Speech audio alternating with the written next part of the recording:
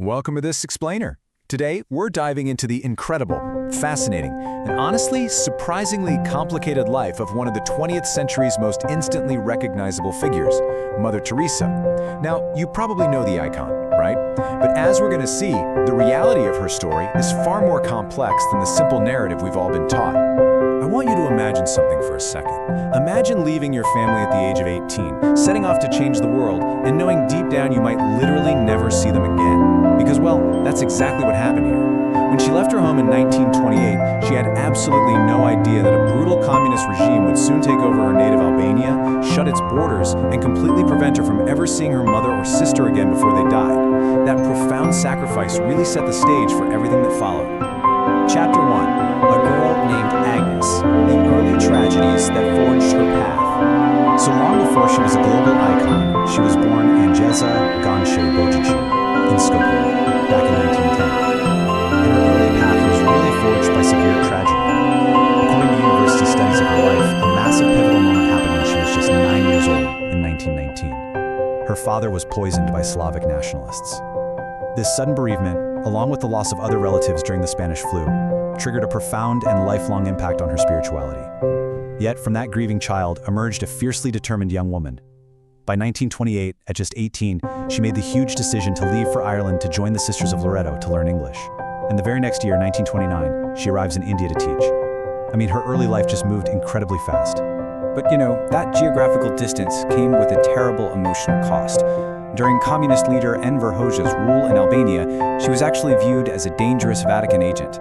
And despite international pleas, the regime repeatedly denied her requests to visit her aging mother. Just imagine the heartbreak of crying outside an embassy after being denied a visa, completely unable to grant your mother's dying wish just to see her children one last time. She wrote, "Dear God, I can understand and accept that I should suffer, but it is so hard to understand and accept why my mother has to suffer." Section 2. The call within a call. The moment everything changed. After arriving in India, she took her vows, chose the name Teresa, and spent nearly 20 years as a teacher. But here's the thing, how could she stay inside the safety of the convent walls? Because just outside, Kolkata was suffering unimaginably. The Bengal famine of 1943 was bringing widespread misery and death to the city, and shortly after that, horrific religious violence broke out right in the streets. She enjoyed teaching, sure, but she was becoming increasingly and deeply disturbed by the immense poverty and suffering literally right outside her door. That intense internal conflict finally culminated in a defining spiritual experience on September 10, 1946. She was taking a train ride to Darjeeling for her annual retreat when she experienced what she later described as an absolute divine command. She felt she was being directly ordered to leave the safety of the school and go live among the poorest of the poor. To her, failing to do this would have meant breaking her faith entirely. This was the moment Sister Teresa was about to become Mother Teresa. Now, this transition was incredibly difficult. She walked into the slums in 1948 with some basic medical training, but absolutely zero income. In her diary, she actually wrote about begging for food and supplies, her arms and legs aching from walking all day. And the temptation to just give up and go back to the comfort of her former congregation, it was overwhelming. She wrote, "The poverty of the poor must be so hard for them. Then, the comfort of Loreto came to tempt me." But she persevered, freely choosing to remain in poverty. Section 3. Building a global mission, from 12 members to a worldwide phenomenon. By October 1950, she officially established a new diocesan congregation, the Missionaries of Charity. And this is when she donned that iconic simple white cotton sari with the 2 blue borders that would eventually become recognized everywhere on earth. The core of their mission was serving the absolute most vulnerable, the hungry, the homeless, abandoned children, people with leprosy, refugees, and eventually AIDS patients.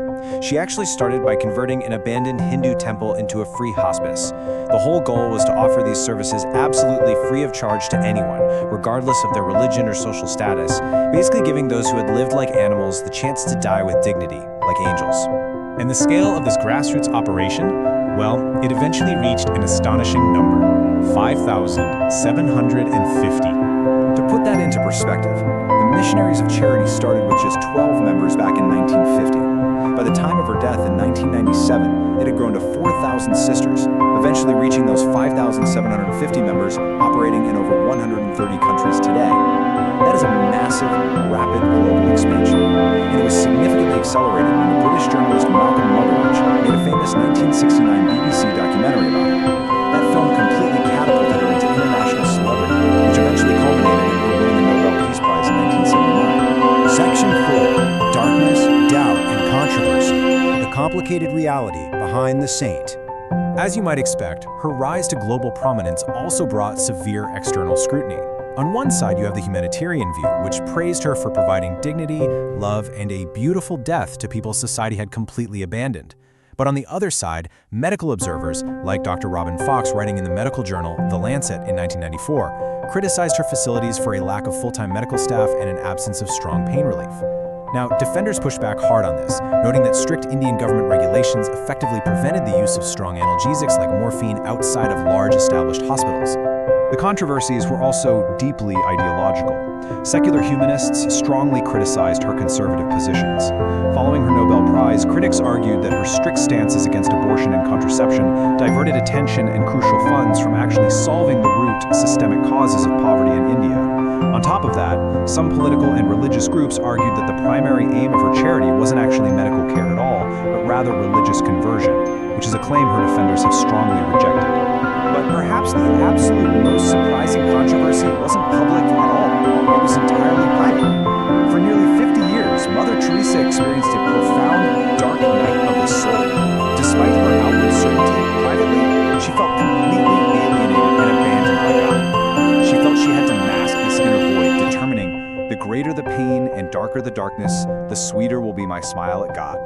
She masterfully concealed this agonizing spiritual emptiness behind a really cheerful, energetic exterior. In fact, the only way we even know about this is because she wrote deeply distressed letters to her confessors over a 66-year period. She literally begged her advisors to destroy these letters because she didn't want people to focus on her struggles rather than her faith. Ultimately, she came to interpret this terrible inner suffering as a kiss of Jesus, a necessary part of her mission that allowed her to share in the sufferings of the poor she was serving. Section 5. A complicated, enduring legacy. The lasting impact of Saint Teresa of Calcutta. After struggling with severe health issues and stepping down from the leadership of the Missionaries of Charity, she passed away in 1997. But her enduring legacy is marked by some truly incredible milestones. She received the ultimate secular recognition with the 1979 Nobel Peace Prize. When she died, the Indian government honored her with a state funeral as a tribute to her immense impact on the nation. And finally, in 2016, she reached the ultimate religious milestone when she was formally canonized by the Catholic Church as Saint Teresa of Calcutta. To wrap up this explainer, I really want to leave you with a provocative thought. Can a legacy of incredible humanitarian skill coexist with valid human criticisms and a lifetime of agonizing doubt? What the structured evidence of her life shows us is that true legends aren't born perfect. They're built through perseverance, despite deep personal flaws, heavy criticism, and even agonizing spiritual darkness. Thank you for joining me to explore the incredibly complex life of Mother Teresa.